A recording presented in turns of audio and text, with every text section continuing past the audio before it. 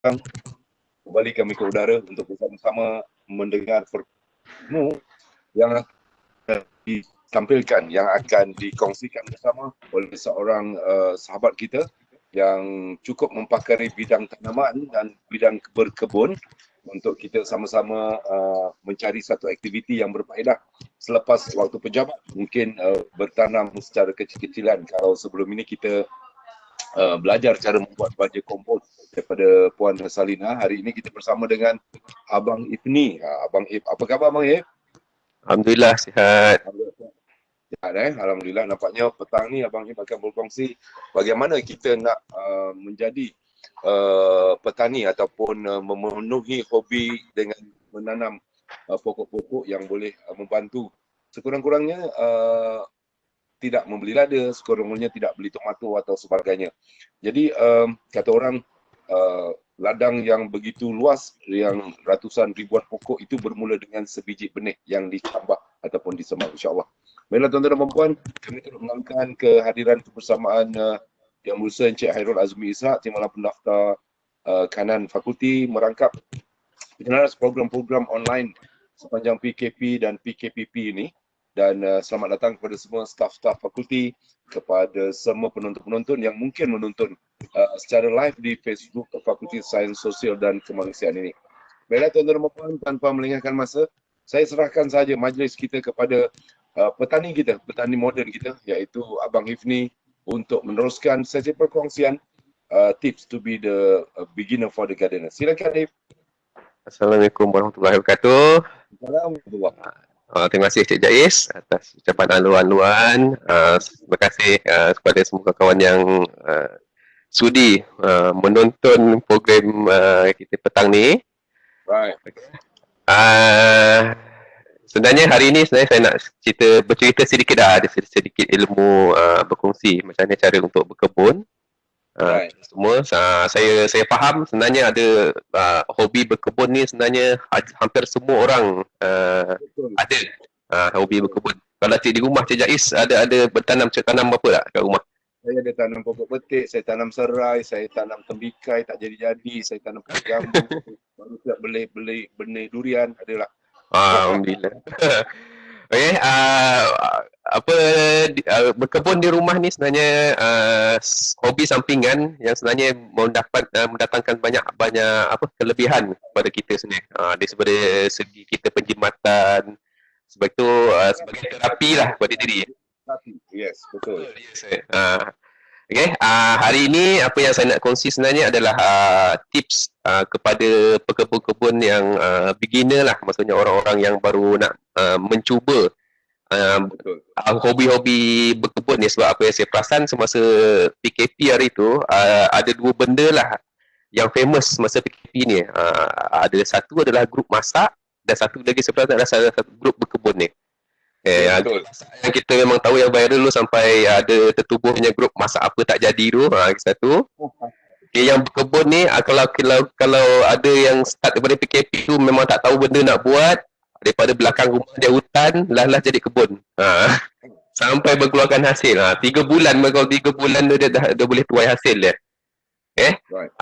Jadi untuk beginner ni saya nak terangkanlah sedikit lah pertama sekali adalah kita punya alatan untuk berkebun lah yang asas. Benda-benda ni sepatutnya ada lah kalau kita nak starting berkebun ni. Okay, yang pertama sekali yang alatan asas ni, sebenarnya benda-benda ni kita boleh dapatkan lah. Sekarang ni senang, barang-barang bila dah online ni, benda ni kita boleh beli ataupun paling mudah kalau saya sendiri, saya biasanya cari barang-barang ni dekat hardware ataupun DIY lah, paling senang. DIY dari One Stop Center, semua benda kita boleh cari kat situ. Cuma ikut betul. Okay, cuma barang-barang tu ada berbeza kualiti dia. Dan ada benda ni kita gunakan waktu-waktu dia tertentu saja. Tapi kalau tak ada benda tu memang susah kerjanya. Barang-barang macam ini macam barang-barang asas berkebun ni. Next slide. Okey. Yang ni rasanya semua kenal alat-alat penatan yang saya tunjukkan ni. First sekali adalah cangkul. Cangkul ni kebiasaannya sekurangnya ada satu kat rumah cantik.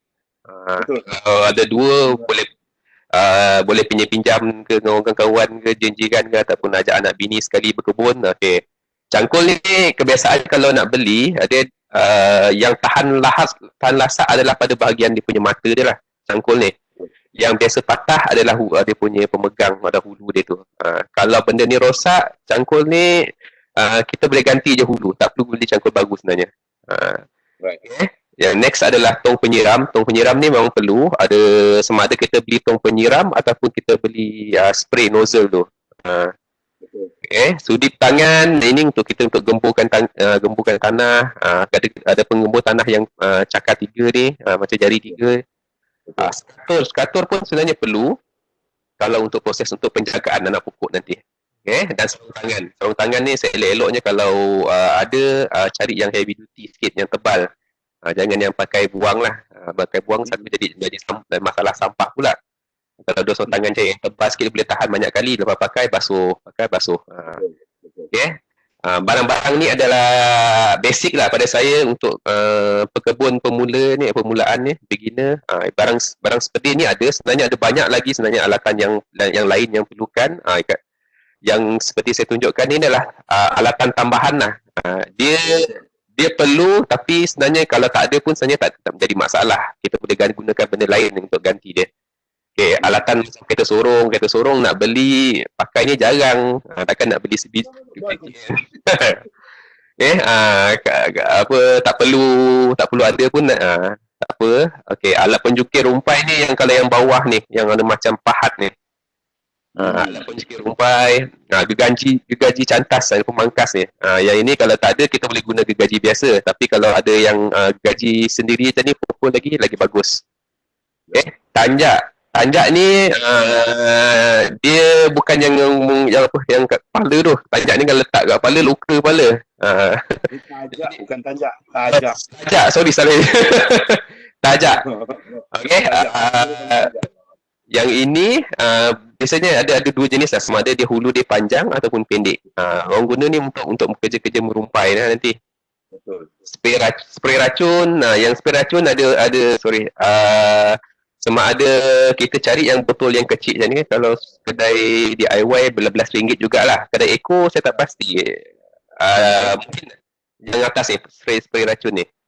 Spray racun tu kedai Eco tak ada. Dia ada. Yang pam biasa ada. Yang ini pam atas tu memang mahal sikit. Ni saya beli belas ringgit sikit. Belas ringgit kan? DIY saya ingat saya belas ringgit juga. DIY dia jual. Yang Eco jual 2 ringgit yang biasa je botol. Yang spray kecil je kan. Kalau ada yang ini sebenarnya sesuai kalau untuk kerja meracun atau menyembuh racun serangga lah nanti. Cuma kalau boleh biar asingkan lah. Kalau boleh kalau nak beli benda ni dapatkan 2. Satu untuk membaja, untuk meracun. Jangan campurkan dia punya penggunaan dia. Yes, skop tangan yang biasa kalau buat kerja construction tu dengan pongkis. Pongkis ni bendanya tak ada pun kita boleh guna benda lain lah untuk mengangkut tanah ataupun kita letaklah rumpai-rumpai yang lepas kita kerja-kerja merumpai tu lah. Kalau benda ni add-on, kalau ada lagi bagus. Benda basic yang saya cerita tadi benda tu kena ada, yang ini sebagai bahan tambahan lah. Okey, kenal semua dengan alat-alat berkebun. Okey, saya nak kenalkan pula dengan media tanaman asas lah. Tanaman asas ni untuk peringkat beginner sebenarnya media tanaman ni bukannya semestinya tanah. Media tanaman ni kalau segi pertanian, media tanaman ni hanyalah digunakan untuk sebagai sokongan pada pokok. Tempat pokok tu untuk melekatkan akar dia. Okey. Sekarang ni ada 3 benda ni lah yang famous kalau disebut sebagai media tanaman. Satu adalah topsoil, kedua adalah kompos, dan ketiga adalah kokopit. Banyak lagi sebenarnya. Kalau tanian ada banyak lagi asas media tanaman ni. Saya ceritakan satu adalah tentang tanah topsoil. Tanah topsoil ni adalah lapisan atas sekali kalau atas permukaan tanah. dia didapati kalau di bahagian-bahagian kalau kat rumah di kawasan ada kawasan bersemak tebal tu, first permulaan 5 cm sampai 15 cm tu dikira sebagai tanah topsoil. Topsoil ni kalau rumah-rumah perumahan baru macam taman-taman, kebiasaannya dia adalah hasil daripada tanah kuning dan tanah bukit yang ditarah, kemudian ditanam rumput. Tanah kuning tu tak dikira sebagai topsoil sebenarnya sebab masa proses construction tu mungkin dia dah tolak tanah tu, dah tergali berapa dalam kan. Sebab topsoil ni sebenarnya dia adalah hasil kompos secara semula jadi. Mana-mana daun pokok jatuh, lama kelamaan dia jadi baja. Dia di atas permukaan saja, dia tempoh nak hasil pun lama benda tu. Benda tu sebenarnya amat baik. So kalau nak berkebun, nak cari tanah topsoil ni, boleh, sebenarnya benda ni boleh beli, tapi kalau kawasan perumahan dia atau kawasan kampung, dia nampak kawasan yang kawasan hutan yang lama tu, try ambil tanah yang atas permukaan tu. Rumput-rumput dia kena buang dulu, ambil, guna tanah topsoil ni. Sama juga kalau kita masuk dekat gate, main gate UTM, kalau lepas roundabout tu kan, kalau Cik Jais perasan, ada pokok tu di bawahnya dilonggok daun-daun. Saya perasan, daun-daun kering tu. Daun-daun kering tu. Dia fungsinya nanti adalah sebab daun pokok ni dia jatuh, terurai jadi baja. Tapi sekarang ni kalau dulu saya perasan amalan UTM, dia blow daun tu dan dibuang tempat lain. So sebenarnya dia menyebabkan kerugian lah. Daun tu sebenarnya dia boleh recycle balik untuk kegunaan pokok. So sekarang ni saya nampak dia diletakkan pada bahagian pokok tu sebenarnya satu dia dah boleh mengawal rumpai tumbuh. So bawah tu tak perlulah kerja-kerja nak merumpai lagi.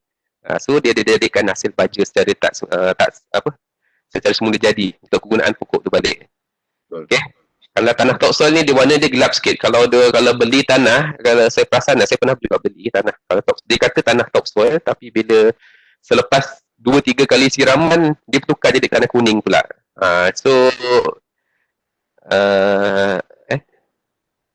Mana slide ni?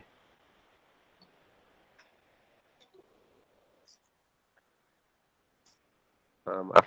Slide dia keluar tak Cik Jais? Slide-nya sekarang ni kalau ikut pada dah tak, belum keluar. Dia tak keluar. Sebentar ya. Nanti hilang. Suara pun betulkan sikit, Hib. Okay. Clear? Okay, clear. Okay. Yang saya cerita tadi, dia punya tanah tu bila lepas kita siram ni tiba-tiba dia jadi kuning. Itu apa yang berlaku sebenarnya, tanah tu sebenarnya tanah topsoil tu dia dicampur terlebih dengan tanah bukit lah, tanah kuning tu. So kena hati-hatilah untuk memilih bila nak beli dah tanah topsoil ni. Okay. Yang kedua, kalau untuk berkebun, biasanya orang akan guna tanah kompos. Kompos ni juga proses tanah topsoil ni, cuma kompos ni sebenarnya daripada hasil buangan pertanian, sisa pertanian. Okey, macam sisa tanaman, maksudnya sayur yang kita dah tak masak tu, kita dah potong-potong. Lebihan tu kita boleh buat kompos, sisa dapur, bahan buangan tumbuhan, najis haiwan. Okey, benda ni boleh digunakan kompos lah. Cuma untuk kategori najis haiwan ni, untuk haiwan seperti kucing, anjing sebenarnya tak sesuai kalau untuk dibuat kompos. Sama juga macam najis manusia. Benda tu sebenarnya akan membawa penyakit, bahaya kalau untuk digunakan. Walaupun bendanya dah halang kalau kucing berak kan, nak kutip taiknya, nak buat kompos sebenarnya senang, tapi tak sesuai, tak elok lah. Janganlah kita cuba-cuba, sebab benda tu boleh membawa penyakit nanti. Kompos ni dia sebenarnya take time nak hasilkan kompos ni, daripada tempoh sampai 6 bulan lebih daripada tu. Dengan bantuan EM pun, dengan booster pun sebenarnya dia take time untuk hasilkan kompos yang betul-betul elok. Daripada kalau kita nampak daun yang seketul-seketul tu, sampai dia bertukar colour hitam gelap macam tanah balik, kalau nampak macam gambar tu, dia terus peroi macam itu. Sampai itu tempoh agak lama. Kalau di rumah, kalau kawasan taman, rumah yang ada kawasan yang luas sikit, kalau nak buat kompos ni sebenarnya senang sikit. Kalau kita sediakan satu khas kawasan tu, kerja kita tinggal untuk mengasingkan lah sisa-sisa kat rumah tu. asing, kita pilekan, longgokkan. Kita kena balikkan pun kurang-kurangnya 6 bulan sekali ataupun setahun sekali. Balikkan punya skill tu. Lama nak hasilkan kompos. Dia ada cara nak cepatkan dengan bantuan mesin lah. Mesin kita shred dia, hancurkan dia, lagi hancur dia, lagi cepat dia jadi. Ataupun dengan bantuan serangga ataupun haiwan dari segi. Jadi benda ni famous 5-6 tahun lepas kalau guna ulat, bukan ulat, cacing tanah. Vermicompost namanya. Cacing tanah ni dia sebab dia makan benda tu. Bila dia makan, jis dia tu yang akan jadi kompos. Okay. Kompos ni sebenarnya kalau untuk kawasan perumahan yang baru ataupun tanah bukit tu amat sesuai lah untuk baiki struktur tanah. Kalau kompos ni kalau kita gaulkan dengan tanah kuning tu, dia akan menyebabkan tanah tu, kalau tanah kuning ni perasan dia jenis padat kan. Bila padat tu, satu gambar. Awak jangan saya. Tak, sekarang awak tengok gambar saya tadi kan? Okey, bila tanah tu padat, dia akan mengehatkan lah untuk pertumbuhan akar. Jadi kalau bila kita gaulkan dengan kompos ni, sebenarnya dia akan melonggarkan struktur tanah tu nanti. Dia punya next kita punya media tanaman yang kita boleh gunakan ada satu adalah yang famous sekarang sebenarnya adalah kokopit. Saya rasa mungkin ramai orang kenal apa itu kokopit. Kokopit ni sebenarnya adalah hasil sisa ataupun bukan hasil daripada sabut kelapa. Bukan sabut kelapa muda tapi sabut kelapa tua. Dia perkataan koko, dia berasal daripada bentuk warna dia punya kokopit tu. Dia sebenarnya macam color-color koko, dia macam serbuk macam tu. Dan pit ni sebenarnya daripada istilah gambut. Dia bentuk dia macam tanah gambut. Tapi bila sifat benda ni, bila kita rendam dengan air, dia boleh menyimpan air dalam tempoh yang lama. Jadi kalau untuk kokopit ni amat famous lah kalau untuk kegunaan sistem fertigasi sekarang ni, Nutriport, dan selain tu benda tu boleh digunakan bila dicampur dengan topsoil, tanah ataupun media yang lain sebagai tambahan untuk media tambahan dalam tanaman kita. Okay, sebab lama kelamaan dia punya kokopit ni, dia sebab dia daripada hasil tumbuhan juga, lama kelamaan dia menjadi kompos. Dia akan terurai sendiri dan dia akan cycle balik untuk kegunaan pokok tu nanti. Okay. Seterusnya, okay, kalau untuk beginner, saya nak nak sharekan sebenarnya ada step-step yang perlu kita follow. Macam mana kita nak menanam pokok di rumah ni. Okay. Apa tips yang saya boleh kongsikan? Kalau yang pertama sekali adalah pilih tanam apa benda yang kita makan kat rumah. Okay. Jadi kalau anak-anak ramai kat rumah tu, salah satu caranya kita kena buat undian lah. Sebab selain kita tarik minat ahli keluarga kita untuk berkebun, kita nak libatkan dia juga dengan aktiviti ni. Contohnya kalau anak kita ni suka makan tomato ke, atau kalau dia ni suka makan sayur bayam ke, bendi, kita tanam apa yang kita makan. Kalau peringkat beginner ni saya galakkan macam gitulah, sebab benda tu bila masa tuai tu nanti bendanya akan mendatangkan kepuasan kita sendiri bila kita makan apa yang kita tanam tu. Kalau kita kalau ada peringkat yang advance punya orang, dia biasanya tanam bagi jiran pun ada juga, sebab bendanya dah biasa dia tanam. So kalau untuk beginner, saya cadangkan kita cari pilih sayur-sayur ataupun tumbuhan yang kita selalu guna kat rumah. Selain jenis yang kita selalu guna kat rumah ni, macam cili. Cili ni memang kita sentiasa ada. Sekurang-kurangnya kalau kat rumah kita ada satu pokok cili pun alhamdulillah. Sebab in case bila nak masak tu, bila buka peti sejuk, nak pakai cili tu, last cilinya tak ada. Dah masak yang benda tak pedas ni tak kena pula rasa. So benda ni tanam benda yang perlu, macam cili, tomato, itu sesuai lah kalau untuk ditanam. Okay, benih ni banyak tempat kita boleh dapat. Kalau sekarang senang lah, kalau untuk online ni kita boleh cari lah dekat apa, mana-mana kedai online, Shopee, Lazada ke, untuk dapatkan biji benih. Dan cuma nasihat saya, tips saya, nak beli tu kena check dulu dia punya komen-komen lah daripada buyer sendiri. Ada orang yang pernah beli sebelum ni, tengok apa prestasi pokok benih tu, jenama, kalau boleh dapat jenama yang elok, lagi bagus. Okay, kalau biji benih tu kena tahu juga sama ada dia hasilkan sendiri biji benih ataupun biji benih tu dia beli dan dipackingkan balik. Sebab kalau untuk biji benih yang elok, kalau untuk industri punya jenis biji benih, biasanya dia dijual dalam satu tin yang besar dan harganya adalah sampai mencecah ratusan ringgit lah. Yang tu kita akan dapat biji benih yang variasi F1 punya, yang tu yang paling elok.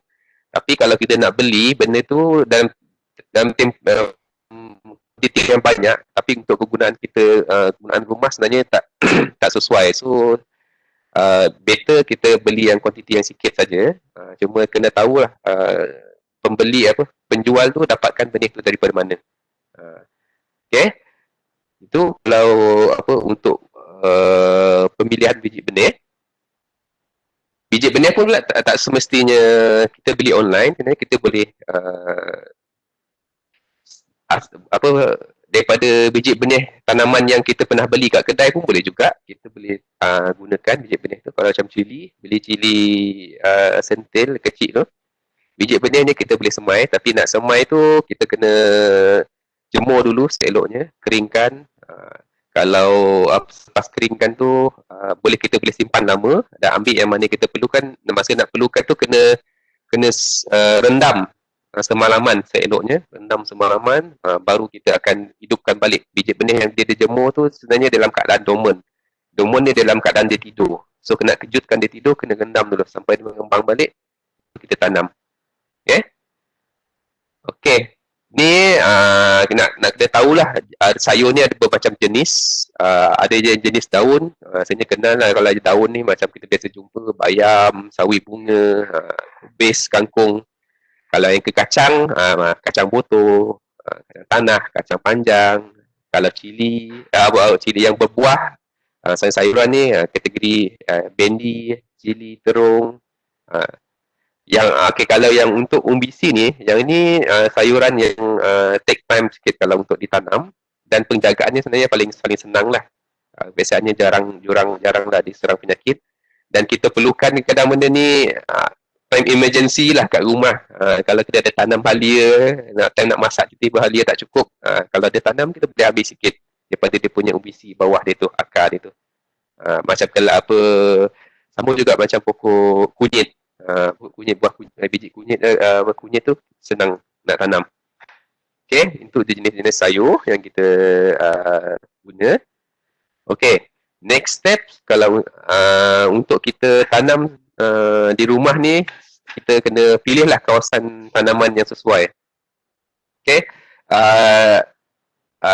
tips saya kalau nak mengetahui kawasan yang sesuai tu, sebenarnya kita nak kena tahu kawasan mana yang akan dapatkan cahaya matahari yang mencukupi.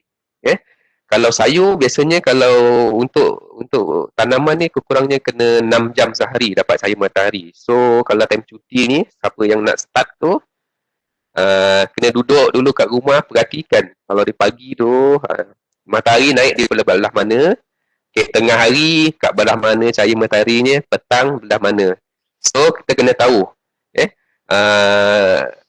kawasan dan lokasi yang sesuai kita nak tanam tu. Kalau kita tanam kawasan yang redup, sayur akan terpantut pertumbuhannya, sebab kalau sebelah pagi dia tak dapat cahaya, tengah hari dapat tengah hari yang panas yang terik, tapi petang sekejap je dah gelap balik. Tempat tu macam tu tak sesuai kalau kita nak buat tanaman. Lebih-lebih kalau macam sayur lah. Kalau seeloknya cari kawasan yang dapat cahaya matahari pagi tu. Daripada pukul 7 pagi tu dia panas sampai pukul 10 sampai pukul 11. Tempat tu direct kena panas. seeloklah kalau dah tak ada, kalau kawasan lain tu dah kena blok dengan jenis bangunan ke, ada pokok lain ke. Okey, cari kawasan macam gitu. Okey, satu lagi adalah kena cari dekat dengan sumber air. Okey, jangan pula cari bertanamnya kat belakang rumah, pipe air paling dekat adalah kat depan. Oh, pak, jauh tu nak kena tarik pipe tu nanti. So, kalau in case lah berlaku benda macam itu, sebenarnya kena ubahlah sistem perpaipan tu. So, maksudnya kita kena dekatkan kepala pipe tu dekat dengan kawasan tanaman kita tu nanti. Senang nak kerja, nak pemantauan, dan maksudnya kita nak jaga pokok tu untuk penyiraman ni semua nanti. Okay. Selepas kita buat pemilihan kawasan, next. Okay. Ini kita dah tahu kawasan mana kita nak pasang, nak buat tanaman tadi. Langkah ketiga adalah kita nak pilih apa teknik tanaman yang kita nak gunakan. Saya senaraikan ada 6 antara cara-cara teknik tanaman yang agak popular sekarang ni yang sesuai kalau untuk kegunaan tanaman di rumah. Okay, ada yang pertama adalah kalau tanaman biasa kita tanam dalam pasu ataupun mana-mana bekas. Okay, yang kedua adalah kaedah tradisional, kita akan buatkan satu batas untuk kawasan tu. Ketiga adalah sistem hidroponik. Yang ini bendanya rasanya semua dah kenal sistem hidroponik ni. Okey, yang vertikal adalah tanaman yang secara menegak. Vertigasi adalah teknik yang tanaman siraman secara titis, dan last sekali adalah nutripot. Okey, saya akan ceritakan satu persatu daripada teknik tanaman ni. Nanti kalau pendengar tengok mana yang sesuai untuk kawasan rumah, mana yang rasanya senang untuk teknik yang digunakan, pilih salah satulah daripada benda ni. Okay, yang pertama, yang biasa adalah pasu, penggunaan pasu atau bekas. Dan untuk pilih pasu ni sebenarnya kena tahu jugalah apa yang sesuai untuk kita. Tapi kena make sure lah pasu tu sebenarnya kena ada lubang saliran. Kat bawah dia, kalau balikkan pasu dia, kat bawah dia kena ada lubang saliran. Dan ada banyak jenis lah pasu. Ada yang pasu tanah liat, plastik, ada banyak jenis. Dan pemilihan dua benda ni, saiz ni adalah bergantung pada apa tanaman yang kita nak pilih tadi. Okay, dan kena tahu, okay, kalau untuk tanaman jangka pendek, maksudnya bendanya musimnya tak lama, sebulan ataupun 2 bulan macam tu dah boleh tuai balik. Okey, elok kalau guna pasu yang kecil, saiz yang kecil, ataupun gunakan polybag saja. Bendanya once habis cycle nanti kita ganti, buang tanah tu, gaul balik, masukkan, buat pongsoan semula, tanam pokok baru. Okey, senang. Tapi kalau untuk pokok yang jangka panjang, seeloknya guna yang pasu yang bersaiz besar, dan ataupun guna tong. Okey, kalau untuk contoh jangka panjang, kita boleh tanam macam pokok limau ke, limau purut, tanam kat rumah. Yang itu sesuai kalau cari tanam dalam pasu besar. Pasu besar seeloknya kalau pokok yang besar pun pakai pasu yang lebih berat lah saiz dia. Kalau macam pasu, pakai pasu tanah liat lah. Bila pasu tanah liat ni, kalau angin tiup ke apa, dia takkan tumbang. Pokok limau dia agak besar sikit. Okay? Ataupun guna tong. Okay? Jadi kalau untuk campuran, kebiasaannya kalau untuk kegunaan polybag ataupun pasu kecil, kita biasanya guna tanah dengan kompos saja. Sebab bendanya kita nak tumbuhan yang cepat. So, perlukan tanah dan baja dia. Kompos ni sebagai baja dia, dan add-on nanti kita akan tambah jugalah untuk baja baja kimia ke, apa yang perlu. Okay, kalau yang untuk tong pula ataupun tong besar, kita kena tambah lagi tambahan ekstra dalam campuran tu, kena ada kokopit ataupun sekam padi ataupun pasir sungai. Dengan nisbah yang saya bagi tu lah. 3 nisbah 1, nisbah 1, nisbah 1. Okay. Fungsi benda akhir yang ni, macam kokopit, sekam padi ataupun pasir sungai ni, sebenarnya adalah untuk membaikkan struktur tanah tu dalam tempoh masa yang panjang. Okay. Kalau kita just letak tanah dengan kompos, bila kita siram banyak kali, kompos ni di lama kelamaan dia akan padat. Dia akan mengalir, hilang bersama air tu, tinggal tanah je. Tanah ni lama kelamaan dia akan mengeras. Kalau siram pagi dia kering, dia lembab. kena panas tengah hari dia akan keras balik, dia akan kompres lama-kelamaan. Ini akan menyebabkan pokok kita ada masalah untuk pertumbuhan akar dia. So, kena adalah dia punya campuran bahan lain nak bagi akar tanah tu tak cepat mengeras ataupun dia akan menyebabkan tekanan pada akar pokok. Cuma pasir, seeloknya kalau ada, gunalah pasir sungai. Jangan guna pasir yang biasa untuk construction. Kalau construction biasanya pakai pasir laut. Pasir laut ni dia agak masin, tak sesuai kalau untuk tanam, dia akan menyebabkan perubahan kepada pH tanah tu nanti. So kalau pasir sungai dia akan bersifat neutral, so tak ada masalah lah kalau kita gunakan. Kalau pasir laut ni dia agak halus punya struktur dia. Kalau pasir sungai dia akan kasar. Dia akan kasar, lepas tu ada banyak batu-batu macam batu putih tu dalam tu.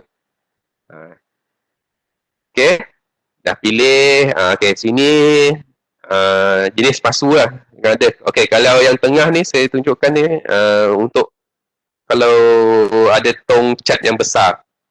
Yang ni kalau ada jumpa kontraktor tengah mengecat ke apa, biasanya kadang-kadang bendanya dia buang benda ni. Yang ni sesuai sangat kalau untuk gunakan pasu. Belilah kalau nak cari pasu yang besar. Boleh minta.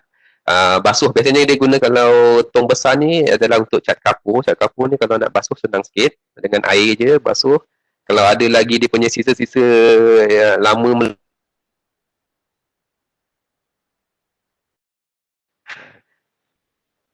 ada pasu, ada dua, ni kalau yang tepi ni adalah pasu plastik, ada pasu tanah liat pun, ada banyak jenis. Cuma ikut kita punya bajet lah. Kalau ada bajet lebih nak cantik, belilah pasu tanah liat.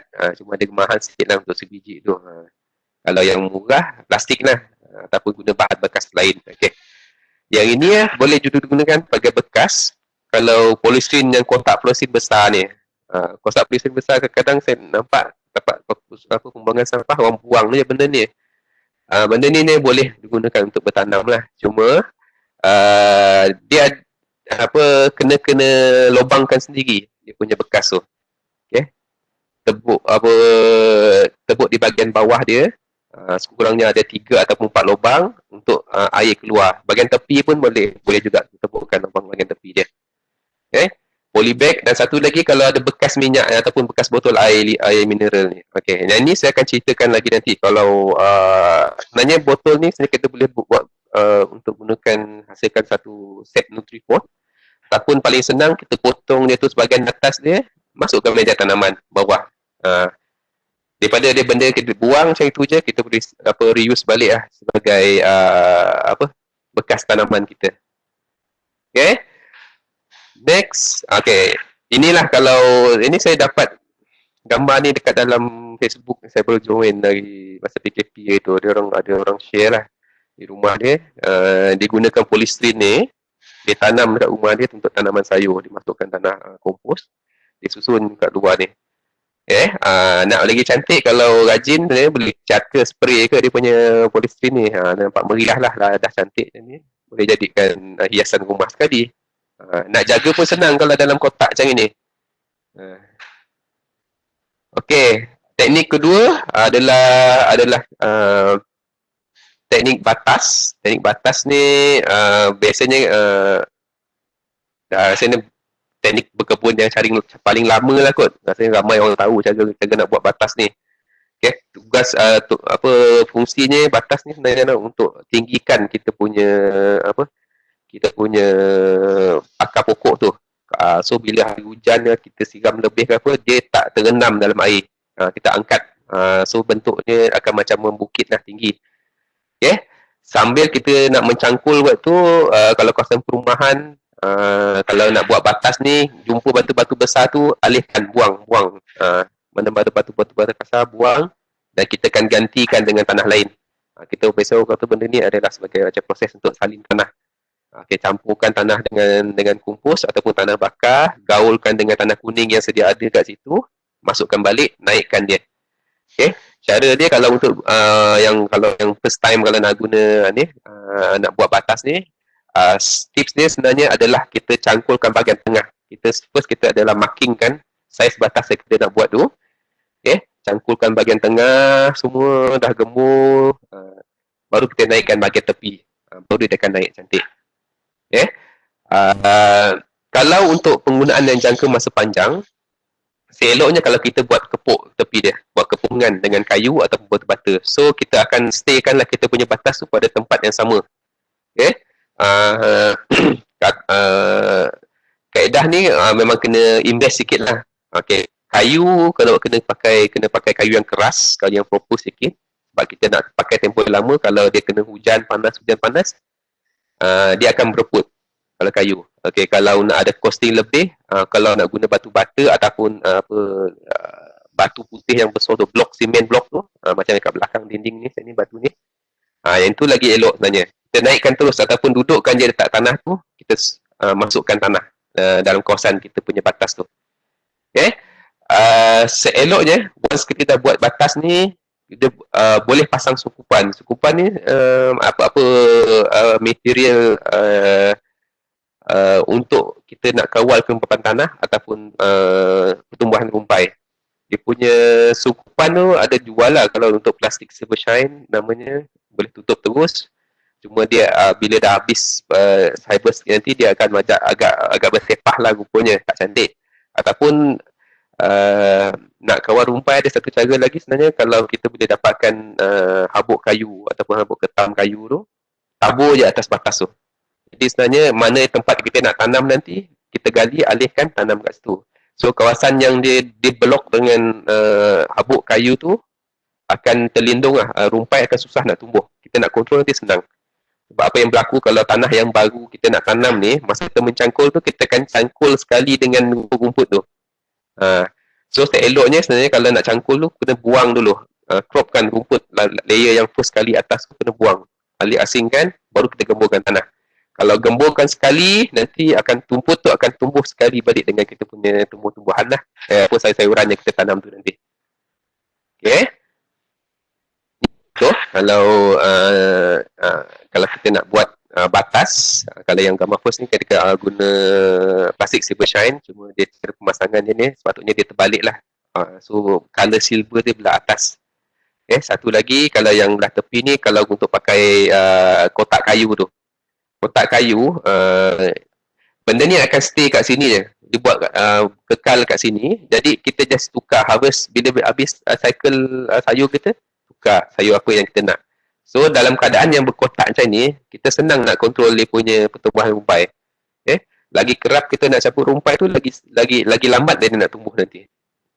So apa yang tinggal tanah tu sebenarnya memang totally media tanaman kita dan bebas daripada biji benih rumpai yang ada sekitar itu. So dia akan memudahkan kerja penjagaan kita dah nanti. Okay, ini kalau untuk hidroponik ni adalah tanaman yang tak menggunakan tanah. Benda ni rasanya dah berfamous berpuluh tahun rasanya hidroponik ni. Rasanya ramai yang kenal sistem hidroponik ni. Cuma untuk beginner lah, kalau untuk tanam hidroponik ni kena tahulah kat mana cara untuk bancuhan baja dia. Sebab hidroponik dia bergantung 100% nutrien dia adalah daripada air baja yang kita larutkan dalam air takungan itu. Okay. Untuk tempat simpanan hidroponik ni kena cari tempat yang sesuai, adalah kawasan yang dapat cahaya matahari separuh pun dah cukup dan terlindung daripada kalau ada hujan. Sebab apa? Bekas takungan hidroponik ni, andai kata kalau kita letakkan kawasan yang open, terdedah, bila hari hujan dia akan bercampur dengan air hujan, lama kelamaan baja yang kita letak dalam tu akan melimpah keluar. Dia punya baja tu makin lama dia akan makin kepekatan baja tu akan makin kurang. So jadi kerjalah pada kita untuk cek, tambah balik, bancuh balik dia punya baja. So selalunya kalau untuk satu kotak hidroponik ni, kalau untuk tanam sayur berdaun, kita semai, kita top up dia punya air dia full bawah tu, untuk satu cycle cukup, tak perlu nak siram, tak perlu apa lagi dah. Tinggal tanam, biar petik je, senang je. Dan ada pelbagai lah tanaman yang sesuai lah kalau untuk tanam hidroponik ni. Ada macam contohnya saya sediakan contohnya kangkung, cili, tomato, sawi, patoi, sayur berdaun amat sesuai. Kalau ditanam dia, kalau untuk pokok cili sebenarnya pokok dia besar nanti, kena support lah.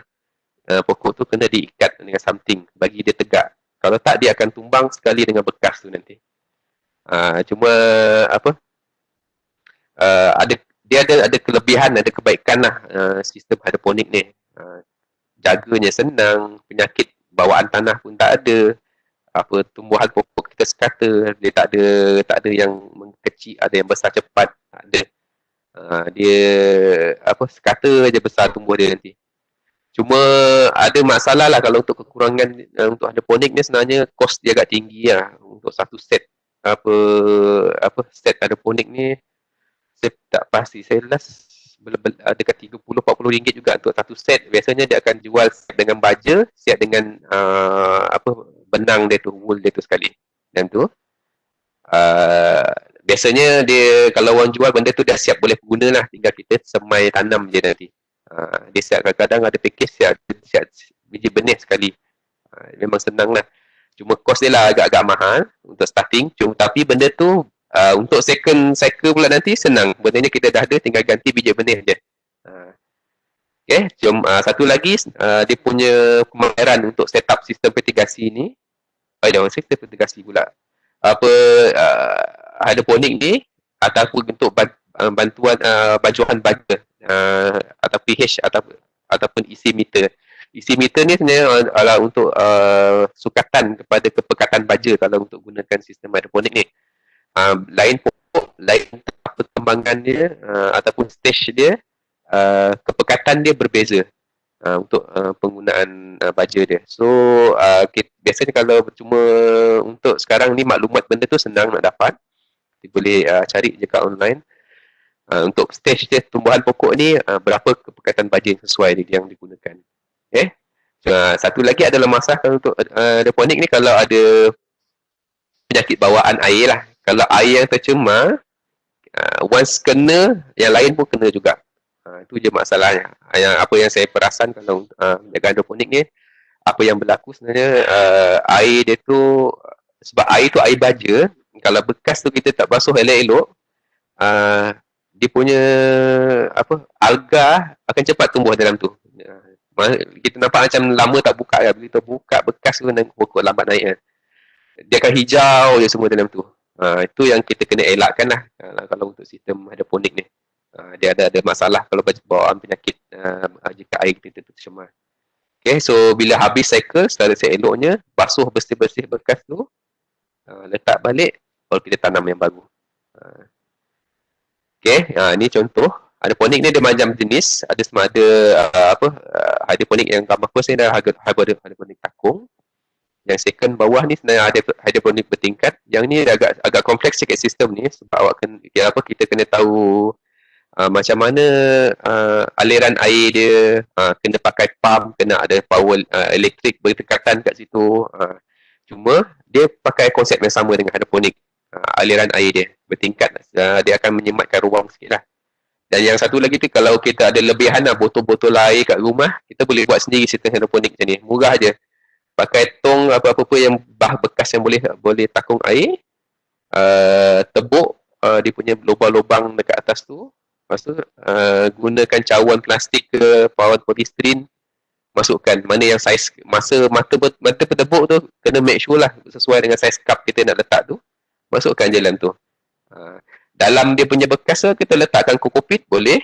Letakkan dalam tu, tanam pokok dengan kokopit. Kalau ada sumbu berbenang ke yang tak guna lagi, boleh masukkan untuk gantikan media tempat pokok tu melekatkan akar dia nanti. Okay. Ini antara sistem yang baru jugalah kalau sistem vertical ni, sistem vertical garden ni. Untuk sistem ni, dia ada gabungan untuk sistem fertigasi pun boleh juga digunakan sistem ni untuk mengalirkan air, ataupun kita gunakan siraman secara manual. Kalau siraman manual ni kita kena siram bahagian atas tu air dia akan mengalir turun bawah, akan diserap oleh pokok yang berada pada bahagian bawah. Okay, sesuai kalau kawasan perumahan kita terhad kawasannya, ataupun yang saya nampak kalau untuk kawasan-kawasan yang perumahan dekat flat ke apa, apartment ke apa, okey, sesuai kalau guna yang jenis yang ketiga ni. Yang ni cycle air dia akan nak siap dengan tangki sekali ke bahagian tepi. Dia akan pump air baja naik ke atas, air tu akan jatuh ke bawah balik untuk gunaan pokok, dia akan cycle. Kira macam pump tu macam fungsi aquarium lah, dia akan just untuk mengepam air je. Set cuma untuk set up benda ni dia agak apa, perlukan kemahiran yang ni lah, perpaipan lah untuk advance jenis tanaman macam ni. Okay, ataupun vertical garden kita boleh gunakan untuk kotak-kotak kayu atau perlebar-lebaran kayu kat rumah, kita boleh buat kotak, kita stackkan je, tingkat-tingkat-tingkatkan dia. Untuk design benda ni kita benda ni bebas. Dan ada banyaklah design untuk benda ni. Kita boleh cari dekat online lah. Ada banyak contoh untuk gunaan tanaman vertikal ni. Okey, vertigasi. Vertigasi rasanya bendanya agak dah famous sekarang ni kalau untuk tanaman vertigasi. Kita akan direct hantar larutan baja tu terus ke bahagian akar. Dan cara macam ini sebenarnya adalah cara yang paling efisien. Kita akan elakkan pembezaran air baja tu. Apa yang berlaku, dia punya air pokok, kalau kita siram satu pagi dia siram banyak pun, dia serapnya dapat sikit je, dia serap, dia tak boleh nak terus serap banyak air tu. So kita vertigasi ni, dia akan injekkan baja tu ikut time yang kita dah setkan. Dan ada contoh, biasanya dalam seminit atau 2 minit dia akan salurkan air, cukup untuk kegunaan masa itu sehingga time dia akan datang. So lepas dia habis serap macam 1 jam, baru timer akan on balik, dia akan siram balik. So pokok tu akan serap baja je. Kita takkan terbazir dia punya tu baja kita. Okay. Sistem cuma vertigasi ni tak semestinya kalau untuk kita guna untuk siram yang kita nampak kebiasaan vertigasi kata tanam cili, tanam tomato, tanam terung, tanam terung kan. Tak semestinya lah. Kita boleh gunakan sistemnya untuk penyiraman pokok kat rumah terus pun tak apa. Just kita ganti dia punya hujung pipe tu, just siram, isi air tangki tu, air biasa je. Timer setkan pagi sekali, petang sekali, bagi dia on. So dah kerja menyiramnya kurang lah. Tak perlulah kita nak menyiram selalu. Okay, ini kalau untuk kita punya starter kit lah. Kalau untuk orang-orang nak berkecimpung lah dengan tanaman vertigasi, benda-benda sini kena ada. Di online saya dapati benda ni dia dah siap complete set. Kalau untuk starter ni dia dah dia siapkan, dia dah dijual satu complete set benda ni semua. Contoh kalau di rumah, kalau sesiapa yang nak try sistem vertigasi, macam inilah rupanya nanti. Cuma kalau untuk laman rumah yang tile ni, kalau dah tak sayang tile, bolehlah guna tanam macam gini, letak je. Tapi apa yang berlaku sebenarnya ada masanya juga nanti. Timer kita tu mungkin lebihan air berlaku, air hujan ke apa, dia punya mendak tanah daripada polybag tu akan keluar. So dia akan kotorkan kita punya lantai ni. So vertigasi sebenarnya kalau elok, kalau ada tanah atau letak atas tanah, lagi bagus sebenarnya. Dia jatuh, serap, hilang ke bawah tu. So tak kotor lah rumah. Okay, yang last sekali kalau teknik kita nak pilih teknik tanaman, satu lagi adalah saya boleh kenakan ada satu Nutriport. Nutriport ni basically sebenarnya adalah pasu, kita tindihkan di atas pasu satu lagi. Okay. Sebenarnya teknik ni sebenarnya untuk kurangkan masalah kekerapan menyiram. Okay, kalau sebelum kita siram pagi sekali ataupun petang sekali ataupun 2 kali sehari, bila kita guna pasu Nutriport ni, kita perlu siram sekali ataupun 2 kali seminggu saja pokoknya tu. Kita boleh cek, tengok keadaan air bawah, bahagian takungan bawah ni, sama ada airnya ada lagi ke tak. Okay, sumbat, ganti je, tuang je air baja baru. Tak semestinya kalau untuk takungan bawah ni kita gunakan bekas macam ni. Sebenarnya ada banyak yang kita boleh guna buat pasu Nutriport sendiri. Kalau di pasaran yang ada adalah macam ini. Biasanya pasu atasnya color brown ataupun hitam, bawahnya mesti color putih. Kalau untuk Nutriport.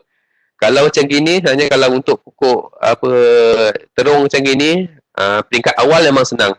Seminggu ataupun 2 minggu sekali kita top up je air, bawa hose pipe, tuang je bekas tu.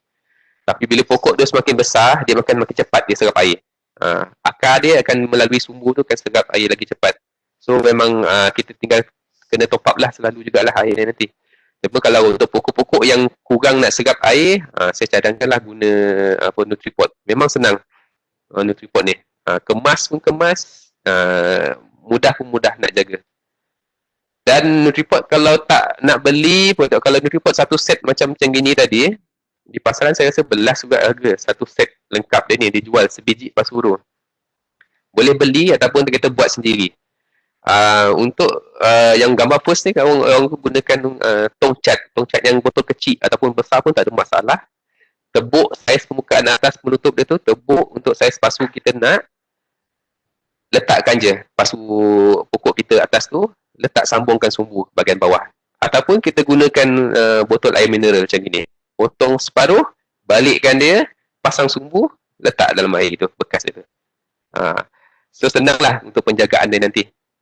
Dah tak perlu sirap selalu, simple je. Okey, langkah keempat, nak semai biji benih. So nak semai kena carilah benih yang terbaik lah. So nak cari yang pilih jenama yang kita dah percayai ataupun atas recommendation daripada orang. Beli benih tu, masa nak beli tu kena check lah dia punya label kat belakang tu. Tengok apa, nama tanaman ni apa, tarikh dia packing tu bila, dia tempoh jangka hayat biji benih tu berapa bila. Takut kita terbeli benih yang dah nak expired. So benda tu rugi lah. Tanam semai, beli mahal-mahal, semai tak hidup. So rugi lah. Dan dekat packing dia punya ni, kadang ada juga maklumat pasal tanaman tu, berapa lama kita nak tanam, nak tumbuh tuai berapa lama. Okay, benda tu sebagai rujukan kita juga nanti. Okay, nak semai biji benih ni, kalau ada jenis biji benih yang kering, seeloknya kita gendam dululah, macam cili, tomato tu rendam dulu dalam air semalaman biar dia hidup, dia bangun balik daripada keadaan dorman dia tu. Dah semai, dah semalaman tu, baru kita pindahkan ke tapak semaian ataupun kita dalam tray semaian kita.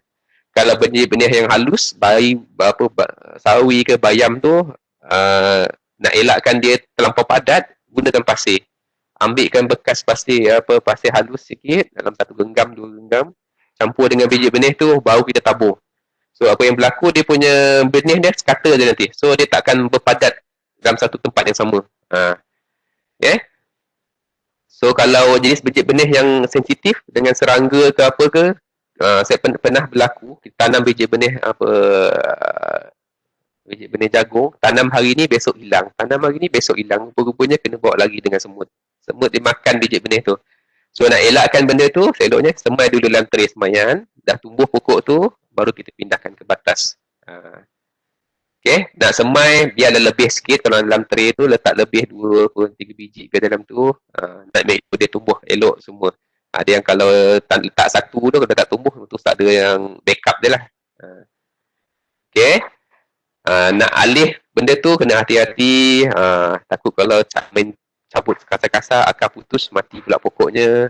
Letak tempat tray tu kawasan redup dulu, lindung daripada hujan. Okay, media tanaman, kalau untuk tanaman tray ni ada 2 jenis. Kita gunakan, biasanya guna peat moss ataupun coco peat. Ada 2 lah. Peat moss ni dia macam ada jenis lumut sebenarnya. Lumut yang dah dikomposkan. Benda tu memang elok, sangat elok untuk proses penyemaian. Dia ada dia punya baja dia sekali dalam tu. Kita semai, pokok akan cepat naik kalau guna peat moss ni. Cuma dia agak packing saya tak mahal pun benda ni. Dalam RM10 macam itu kita boleh ada jual sekarang untuk paket yang kecil 1 kilo macam itu. Coco peat, satu lagi, coco peat kena asingkan fiber dia dengan dia punya sponge dia tu. Kena asingkan, baru kita tanam. Sebab benda untuk semaian ni, bendanya ada sifat sementara saja, bukan untuk sampai dia besar. Dia pokok dah besar, kita alihkan. Okay, ni contoh tray semaian yang hitam ni. Kalau yang saya pernah biasa guna, kadang saya buat kat rumah, saya gunakan tray telur ni. Nak jimat pakai tray telur lah. Biasa kalau rumah lebih, fullkan tray dia ni dengan peat moss ke tanah ke coco peat, fullkan, siram sampai basah, semai biji benih. So untuk beginner, saya cadangkanlah kalau guna tray telur ni. Nak semai nanti tak perlu nak kopek-kopek, tarik elok-elok, sesedar tak perlu. Koyak elok-elok dia punya cup dia tu, keluarkan, tanam terus ke tanah. Selamat anak pokoknya. Sebab bila kita siram benda ni, dia akan lama-lama dia dia akan berlembab dan basah nanti. So penyiraman pun kurang kalau guna tray telur ni. Benda ni pun daripada kita buang boleh gunakan balik. Okay, last kali biji benih kalau dah ada terlebih tu daripada dibuang, nak simpan dia kena ada cara juga. Kena make sure biji benih tu tak ada tak basah. Simpan dalam bekas yang kedap. Seeloknya kalau dia labelkan kang pilih biji benih yang halus-halus ni, bayam, sawi, kailan, kangkung ni kurangnya rupa. Jadi kita tak tahu sayur apa, kena labelkan benda tu. Eloknya simpan dalam tempat yang kering dan sejuk. Boleh simpan dalam peti sejuk paling elok. Kita boleh simpan dia lama nanti sampai bertahun, boleh bila tersemai balik dia boleh hidup. Kalau ada racun serangga ataupun racun kulat lagi bagus, campurkan dia dalam benih tu, keluar tapis, baru kita simpan. So tak ada kena serangan nanti dengan serangga, dengan racun kulat nanti. Okay, next kita adalah teknik penjagaan tanaman. Penjagaan tanaman ada termasuk dalam penjarangan, naungan, penyiraman, pembajaan, kawalan rumbai dan kawalan serangga perosak. Penjarangan berlaku kalau first kalau kita semai directly pada tanah ataupun biji benih yang halus, biasanya akan tumbuh rapat-rapat. So nasihat saya tak payah nak takut-takut, cabut je mana-mana pokok yang nampak yang kecil daripada yang lain tu, jarakkan dia dengan yang lain. Tak perlu nak, kalau pandai nak cabut slow sikit-sikit boleh, tapi saya eloknya patahkan aja, putuskan terus mana benih yang kita tak nak tu. Tak payah sayang, sebab apa yang kalau dibiarkan dia lama-lama nanti dia akan berlaku persaingan. Dia makin padat, pokok kita akan dapat kecil je. So kalau kita jarakkan dia, insyaAllah dia akan tumbuh dengan elok. Okay, lepas semai, better kalau ada naungan. Naungan ni kena nak elak directly cahaya matahari masa pokok tu kecil, ataupun bila hari hujan. Bila hari hujan lepas semai ni, air dia kasar tu yang akan menyebabkan pokok kita akan hanyut ke, benih hilang ke apa. Oh, internet tak ada kan? Siapa yang akak beritahu? Tak ada. Cik Ajis pun tak jaga. Ada ke?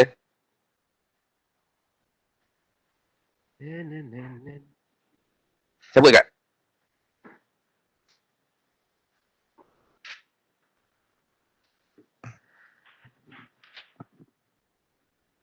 Mana tempat tu cik internetnya?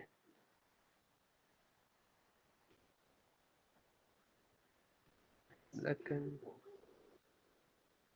Wi-Fi pun ada? Adalah Wi-Fi ni. Ada. Oh ni ada. Ni shot ni.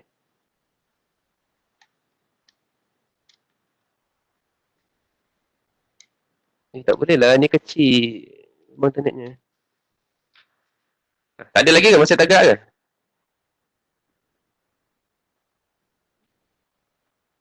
Ada internetnya.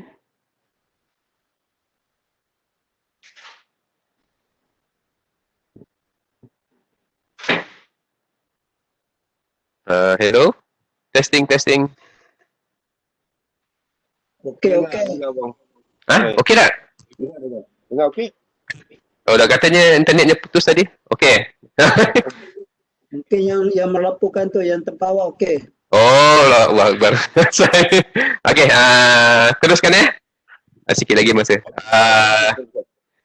Untuk naungan naungan pokok ni, seeloknya kalau peringkat awal ni kita pasang macam net. Benda ni sifat sementara lah. Kalau jumpa net hitam ke, ataupun kalau yang kaedah lama, kita gunakan daun pelepah kelapa tutup bahagian atas ni.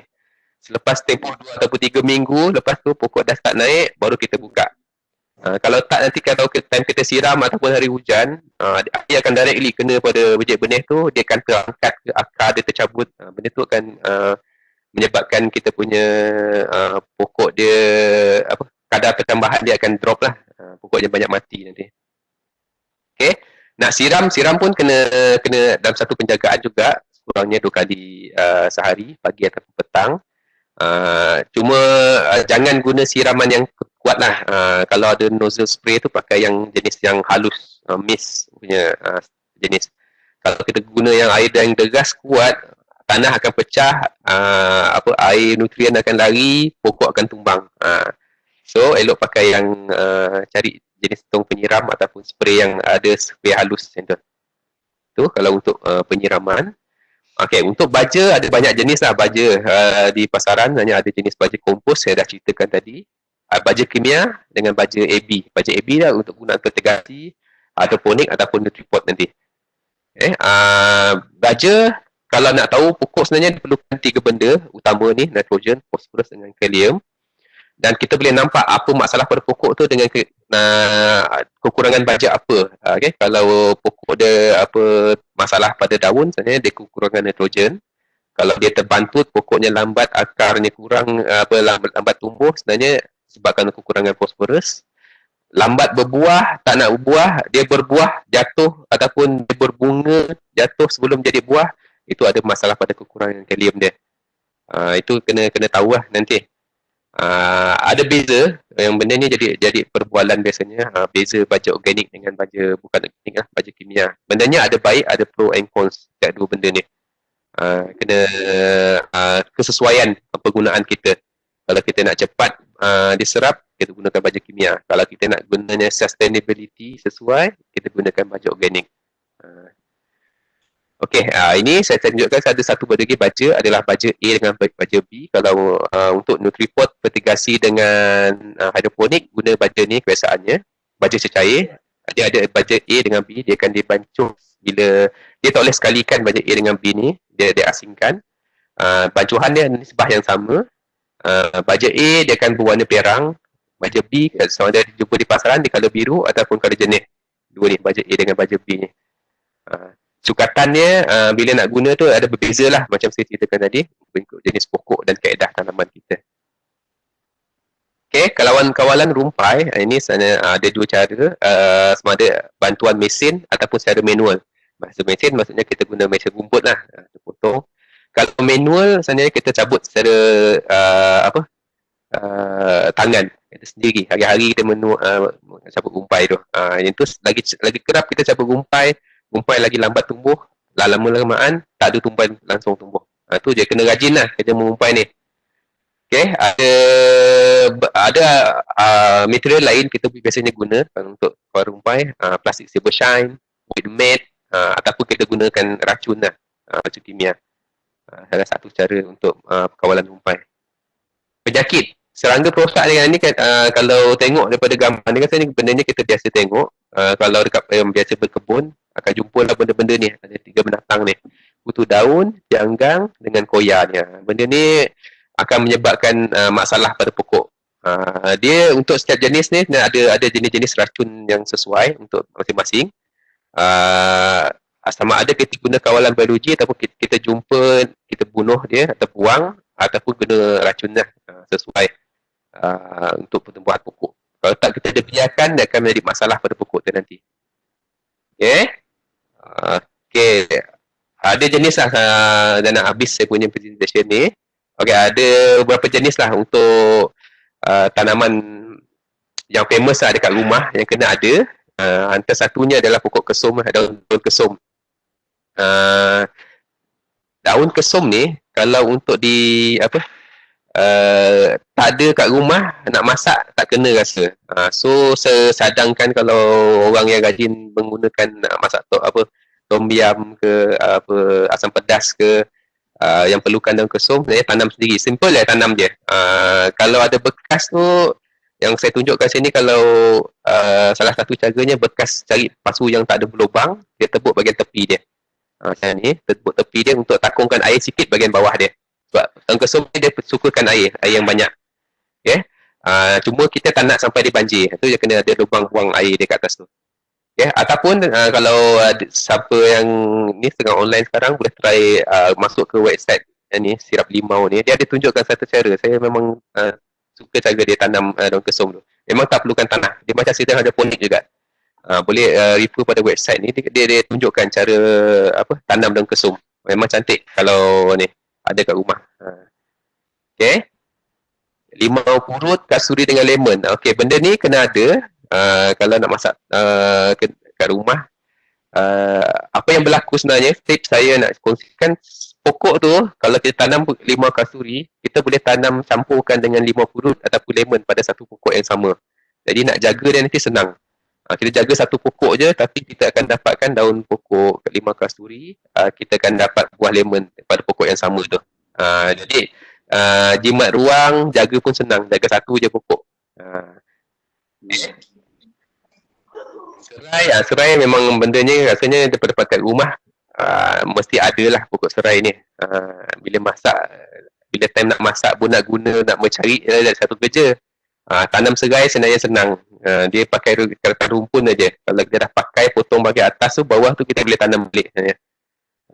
Cucuk je kat tanah, dah tumbuh nanti pun kita alih. Letak dalam pasu ataupun directly letak ke tanah. Nanti akan membesar. Serai, satu lagi yang ini asparagus. Kalau ini untuk advance gardener, ataupun kalau boleh jumpa biji benih asparagus ni, memang seronok lah kalau tanam. Buat pokok ni dia sebenarnya boleh tahan sampai 20 tahun pokok ni, asparagus ni. Tanam, dia cantik, daun ni halus, dia macam pokok bunga tanam. Kita ambil pucuk dia bahagian bawah pangkal tu, cabut, potong je. Kalau pokoknya banyak, boleh dapat hasil banyak lah sekali ketuai. Pokoknya sikit, hari ni dapat 2-3 batang, besok kumpul lagi, lusa kumpul lagi, cukuplah buat masak. Ini kalau untuk pokok asparagus. Yang saya cadangkan lah kalau sesiapa nak try, pokok ni memang tahan lasak pokok ni, senang nak tanam. Cuma peringkat awal je lah, dia ada pokoknya halus je pokok ni nanti. Dah besar, boleh tahan sampai 20 tahun, boleh collect je bila kita nak. Okay, ini alatan yang selain daripada yang saya cerita tadi, apa yang kena ada, nak menyenangkan kerja, okay, benda-benda ni kalau ada kat cantik lah. Ada hose watering timer dengan sprinkler ni, adjustable lah sprinkler ni, kita boleh adjust air dia, nak miss ke, nak kuat ke apa, okay, kena ada untuk siram pokok senang. Nak cantik ladang, nak kebun, kena pakai LED solar light ni, murah je kat Eco, saya ada jumpa itu, RM2 10 satu. Cucuk je, waktu malam dia akan menyala lampunya, dia cas pakai LED. Kalau jumpa yang cantik macam ni lagi bagus. Bendanya untuk kepuasan diri, minat lalas, minat akan datang nanti. Untuk hose watering timer ni senang. Kalau tinggalkan rumah nak siram pokok, pakai ni, hose watering timer. Okey, itu saja daripada saya. Terima kasih kepada semua sudi mendengar. Okay, saya serahkan semula kepada Cik Jais. Okey, Alhamdulillah. Terima kasih atas perkongsian bagaimana kita nak meluangkan masa yang terluang di rumah, di ruang-ruang kecil, di laman-laman kecil, di mana saja ada kawasan di rumah tu. Kalau kita nak memulakan minat baru, bercocok tanam dengan pelbagai teknik yang akan.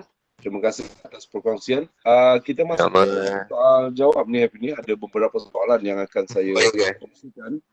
Pertamanya daripada Facebook ini, daripada Syafiq Yani, merupakan seorang top fan ni, top fan fakulti di Facebook.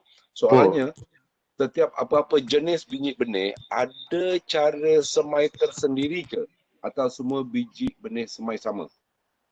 Okey, untuk sayur berdaun, cara semaian dia biasa sama. Biji benih tu kita boleh directly tanam dekat semaian. Cuma kalau untuk jenis pokok, lain biji benih, kalau macam pokok mangga ke, kalau tanam, pokok-pokok besar lah, biasanya ada perbezaan nak semai. Kalau mangga, biji benih mangga, kita makan biji benih dia, kita kena belah, kopekkan dulu, dalam isi dia tu baru kita semai. Dia berbeza. Kalau untuk biji benih yang halus, yang kecil-kecil daripada sayur daun, sama je. Biasaannya sama je. Alright. Maknanya samalah tekniknya. Dalam cakap rendam dalam air semalaman kan? Ya. Kalau cuma sayur biji yang kering lah, macam cili, terung, tomato, yang tu eloknya rendam. Kalau untuk sawi, bayam, yang halus betul, kalau tak boleh tabur je. Baik. Okey, ada banyak juga soalan petang ni. Seterusnya, tips untuk tanam tanaman air ada tak? Tanaman air. Tanaman air itu apa? Contohnya Tanaman air contohnya apa? Daripada Izzat Ekazama ni, saya tak pasti tanaman air itu apa benda? Teratai ke? Kalau dia tanya dia apa contohnya, saya tanaman air. Kalau soalannya tanaman air kena letak dalam air. Tapi tak apalah, kita biarkan kalau Izzat X Kazama ni masih lagi mendengar sesi ni, boleh clarify balik dengan soalan anda. Tapi saya cuma bacakan. Okey. Soalan seterusnya daripada Nazura Aini, dia kata kalau guna tong yang besar macam tadi tu, yang macam tong cat 15 liter, 20 liter tu, kena buat lubang juga ke? Okey, ikut jenis pokok kita nak tanam. Kalau macam pokok kesum tadi saya dah cakap tebuk bahagian atas, bawah kita biar jangan tebuk. Tapi kalau untuk pokok yang besar, limau, lemon, pokok apa lagi? Pokok kalau nak tanam contohnya pokok jagung ke tanaman bekas macam gitu, seeloknya tebuk kena ada lubang. Kalau tak nanti dia akan menjadi masalah bila hari hujan ataupun kita siram berlebih.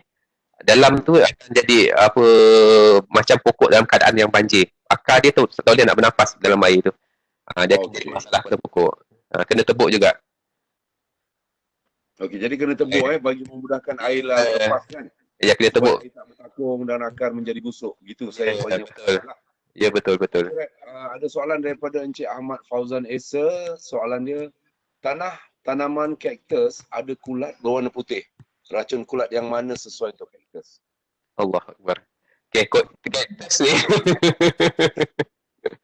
Okey, untuk tanaman kaktus, apa yang saya tahu,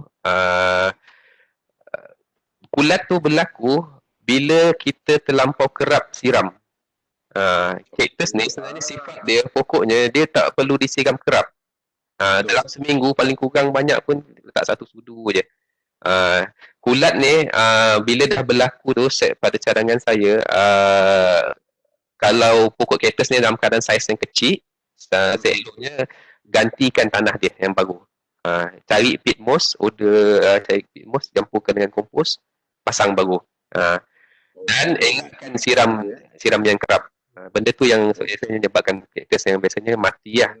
Kerana kekerapan disiram tu menjadikan dia berkulat. Ya. Okey, ada satu lagi soalan yang saya ambil daripada chatbox Webex. Soalannya, ada soalan, apa cara terbaik untuk letak baja pada tanaman dalam pasu? Okey. Kalau baja saya ceritakan ada banyak jenis tadi kan. Semua ada di baja organik ataupun baja baja kimia. Okey, kalau untuk baja organik, untuk dibancuh letak dalam tanaman pasu, dia tak ada, orang kata tak ada kuantiti yang spesifik. Kita boleh letak banyak ke sikit ke terpulang. Dia cuma akan berlaku sebenarnya proses pembaziran. Pokok dia tak perlu banyak pembaja, kita letak banyak. Dia tak ada efek pada pokok. Tapi kalau untuk baja kimia, untuk berkadaran dengan saiz pokok, jenis pokok juga. Kalau pokok tu jenis pokok yang besar, untuk tanam dalam pasu, saiz sederhana lah, maksud saya sederhana dalam saiz 12 inci lebar tu, kekurangnya dalam 2 sudu baja kimikal tu cukup. 2 sudu, gaulkan dalam tanah. Jangan dibiarkan di atas permukaan, seeloknya digaulkan dalam tanah. Sebab apa yang berlaku kalau kita tak gaulkan dalam tanah, bila hari hujan, dia punya kimikal tu akan merosakkan batang pokok tu. Dan elakkan masa proses pembajaan tu kalau macam dia terkena bahagian daun ataupun pucuk pokok. Kalau baja kimia ni, dia sensitif benda tu. Dia akan merosakkan, kalau kena pucuk daun, dia akan memelecur pokok tu nanti. Faham. Okey, soalan seterusnya. Banyak lagi soalan ni. Punya kena ramai peminat sebenarnya apa tu sesi bercocok tanam ni kan. Top soil tu sama je ke dengan tanah bakar? Oh, topsoil. Okey. Bendanya berbeza sebenarnya topsoil dengan tanah bakar ni. Okey, yang saya cakap tadi, topsoil tanah 5 cm, 15 cm yang atas sekali.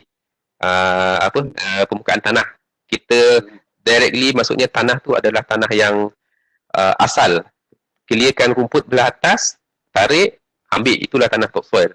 Tanah bakar biasanya tanah kompos ataupun tanah yang tanah kuning dicampurkan dengan hasil sisa pertanian yang dibakar sekali. Benda tu digaul. Tetapi bendanya dia akan dapatkan material yang sama benda tu. Okey. Soalan seterusnya, panjang sikit soalannya, saya bacakan. Dengan ekonomi yang semakin mencabar, kos sara hidup yang tinggi untuk kita di bandar. Tuan penceramah, ada tak cadangan pokok apa yang boleh kami tanam dan mampu menjadikan kami jutawan pokok dengan masa yang singkat? Itu soalan. Kalau saya cadangnya tanam pokok duit lah, senang. Betul, saya setuju. Ha. Soalannya di bandar memerlukan ruang yang besar untuk tanam durian. Mungkin durian motong dalam pasu payung negaknya.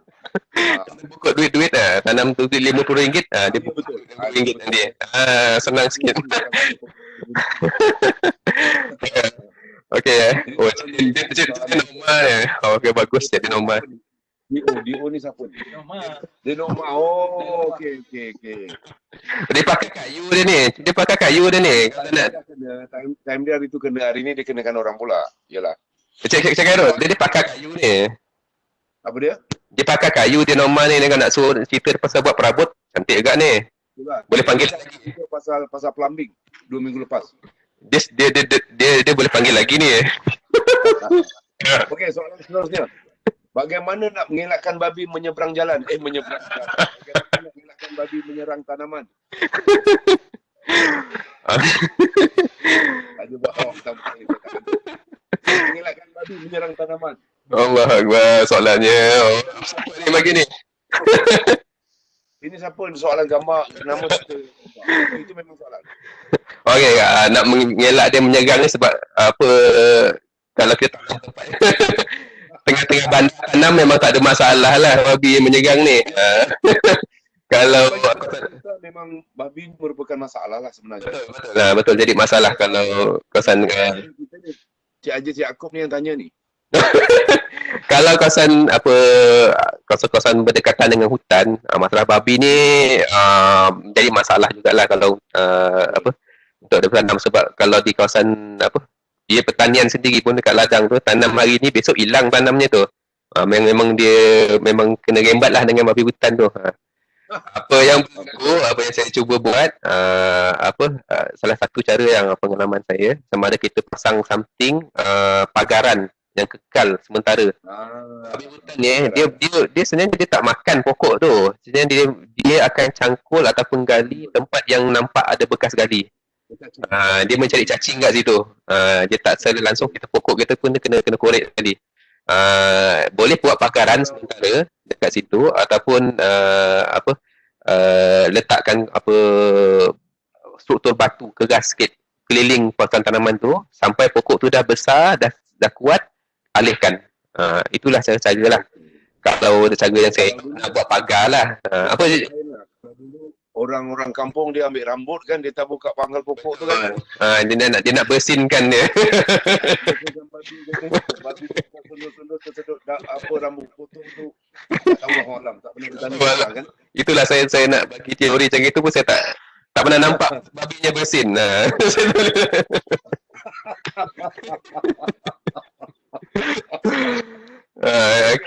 Soalan seterusnya daripada FL, saya tak pasti ni. Dia kata saya nak beli wheat mat. Ada jual ke? Wheat mat ni net hitam tu yang dia lapik kat tanah tu. Cik Puan Fazilah. Okey. Wheat mat saya tak jual tapi saya kenal lah supplier yang jual tu. Kalau nak boleh PM ni. PM tepi. Okay, right. Soalan seterusnya saya ambil daripada komen di Facebook daripada Nur Kumaria Saad. Untuk kawalan jentik-jentik, adakah boleh dimasukkan ubat jentik-jentik dalam air dalam kaedah bertakung hidroponik? Tu dia. Okey. Ubat jentik-jentik boleh masuk dalam air tak? Boleh, tak ada masalah ubat jentik. Tapi kesannya kalau untuk hidroponik yang proper, kalau yang dibeli di pasaran yang dah siap tu, biasanya dia keliling dia tutup habis, lubang mangkuk dia pun ditutup. Dia tak ada nampak kawasan air yang bertakung tu. So nyamuk jarang pergilah. Tapi kalau yang kita buat sendiri, kadang ada tempat bekas lubang-lubang dia boleh masuk tu, akan berlaku masalah jentik. Sama ada kita masuk ubat jentik boleh, tak ada masalah. Ataupun nak tangkap seko-seko, tak ada masalah. Alhamdulillah. Okey, nampaknya itu saja soalan-soalan Jeff ni. Alhamdulillah, terima kasih kerana sedia menjawab segala soalan. Jelas nampak pengalaman yang ada tu membantu. Alhamdulillah. Menguraikan permasalahan rakan-rakan di Facebook dan di Webex ini. Baiklah tuan-tuan dan puan, sekali lagi kita tiba ke penghujung majlis perkongsian ilmu ni untuk memahami teknik dan cara bercocok tanam secara skala yang kecil mungkin di kediaman masing-masing. Terima kasih kepada Abang Efni yang sudi bersama-sama untuk memenuhi undangan kita pada kali ini. Okey, terima kasih semua. Encik Hairul selaku penyelaras dan kepada semua yang hadir bagi memastikan program kita ni mendapat sambutan, mendapat manfaat. Semoga ada ilmu yang boleh dimanfaatkan untuk semua dan semoga semua selamat maju jaya. InsyaAllah, terima kasih Efni. Okey, terima kasih semua. Semoga di lain masa dan ketika. Untuk itu sekian. Assalamualaikum warahmatullahi wabarakatuh. Selamat petang. Kita jumpa lagi. Jom pergi minum. Bye-bye.